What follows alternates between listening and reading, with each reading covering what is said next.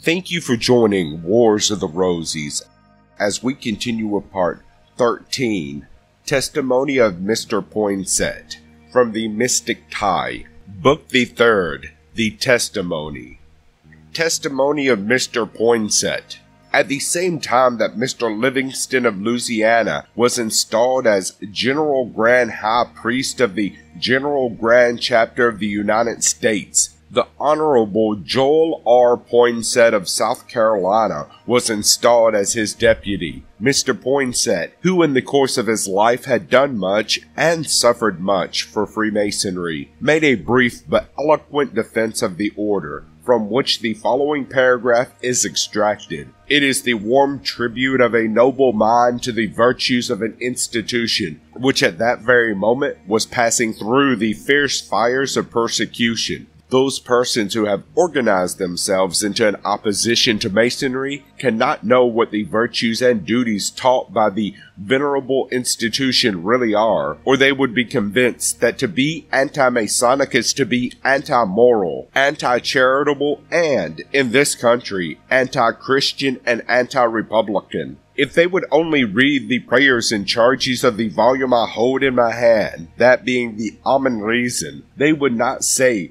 "We are opposed to all conventions of men where such doctrines are taught. We will withdraw our trust from all those who are guided by such principles." If they knew the beliefs derived from our honorable and widespread institution, by the poor and distressed, in distant and foreign lands, by the shipwrecked mariner, the wounded soldier, and the heartsick traveler, they would not say to their fellow citizens, "We will deprive you of these advantages. You shall renounce them, or we will put you to the ban." No American would so act. The anti-Masons must labor under false impressions, and the cloud which now hangs over us will soon be dispelled by the light of truth. Let us in the meantime answer the aspersions that are cast upon us, by rigidly practicing the virtues that are taught us in every lodge and chapter we enter, and above all, let us abstain from every act of retaliation.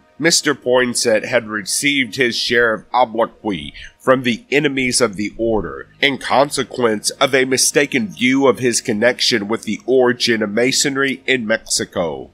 It is due to his character and to the value of his testimony as a friend of Masonry that his assertions on this subject should be here recorded. In continuing his address, Mr. Poinsett said, "I have been most unjustly accused of extending our order and our principles into a neighboring country, with a view of converting them into an engine of political influence. In the presence of this respectable assembly of my brethren, and on the symbols of our order spread around me, and the sacred book which is open before me, I solemnly aver that this accusation is false and unfounded, and that if Masonry has anywhere been converted to any other than the pure and philanthropic purposes for which it was first instituted, I have in no way contributed to such a perversion of its principles, and, with the same solemnity, I here declare that if such evil counsels were ever to prevail in this country, and Masonry be perverted to political uses,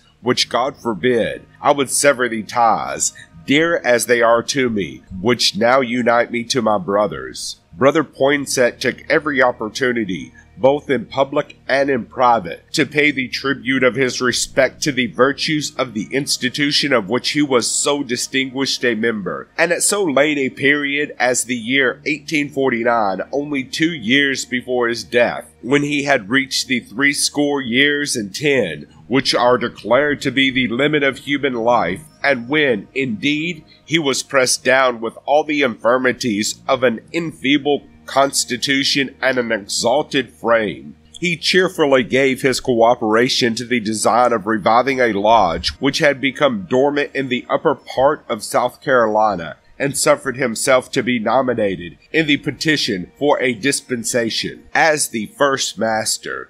No more impressive evidence than this could be furnished of his devotion to the interest of Freemasonry.